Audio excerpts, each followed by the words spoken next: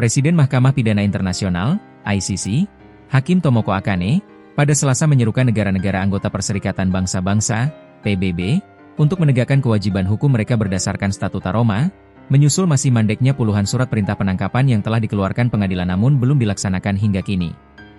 Seruan tersebut disampaikan Akane saat mempresentasikan laporan tahunan ICC 2025 di hadapan Majelis Umum PBB. Dalam laporannya, ia mengungkapkan bahwa terdapat 33 surat perintah penangkapan yang diketahui publik dan masih belum dieksekusi karena kurangnya kerjasama negara-negara pihak. Pengadilan sangat mendesak negara-negara pihak untuk terus memenuhi kewajiban hukum mereka sesuai dengan komitmen yang dibuat saat penandatanganan Statuta Roma, ujar Akane, menekankan bahwa tanpa kemauan politik negara anggota, mandat ICC tidak dapat dijalankan secara efektif. Kasus yang paling disorot publik. Dalam laporannya, Akane menyinggung beberapa investigasi yang menjadi perhatian global, termasuk surat perintah penangkapan terhadap Perdana Menteri Israel Benyamin Netanyahu dan mantan Menteri Pertahanan Yoav Gallant. Keduanya dituduh melakukan kejahatan perang dan kejahatan terhadap kemanusiaan dalam operasi militer Israel di Palestina. Akane tidak masuk ke detail substansi kasus, namun menegaskan bahwa tugas ICC bersifat yudisial, bukan politis.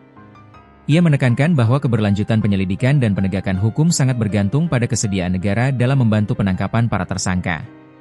Pengadilan telah melanjutkan upaya untuk meningkatkan kemampuan pelacakannya, tetapi surat perintah penangkapan tidak dapat dilaksanakan tanpa kerjasama negara-negara, ujarnya. Sekali lagi, pengadilan mendesak semua negara anggota PBB untuk membantu pengadilan dalam penangkapan dan pemindahan individu yang menjadi subjek surat perintah penangkapan ICC yang masih berlaku. Kewajiban negara dan tantangan implementasi. Statuta Roma dokumen pendirian ICC mewajibkan negara pihak untuk bekerja sama penuh dalam penangkapan dan penyerahan individu yang diduga melakukan kejahatan yang menjadi yurisdiksi ICC. Namun, secara praktik, implementasi kewajiban tersebut tidak selalu mudah. Beberapa tantangan yang sering muncul antara lain, konflik kepentingan politik antar negara, hubungan diplomatik yang sensitif, kekhawatiran terhadap tekanan domestik, dan risiko ketegangan keamanan dengan negara tersangka. ICC tidak memiliki badan kepolisian sendiri.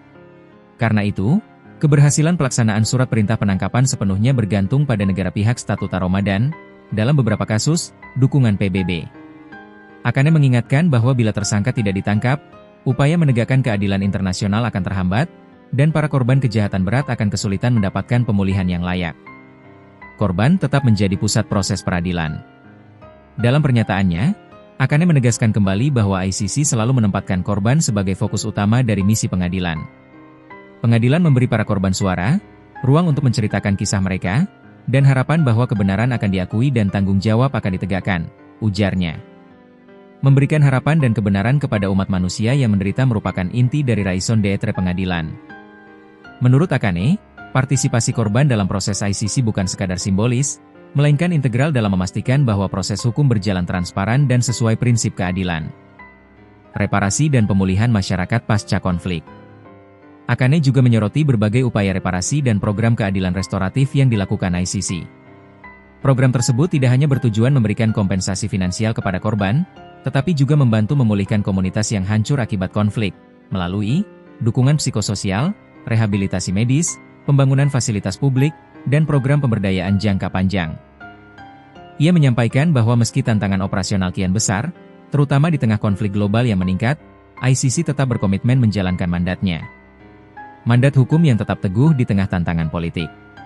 Dalam penutup laporannya, Akane menegaskan bahwa ICC tidak akan mundur dari tugas utamanya, meski menghadapi tekanan politik dari berbagai pihak.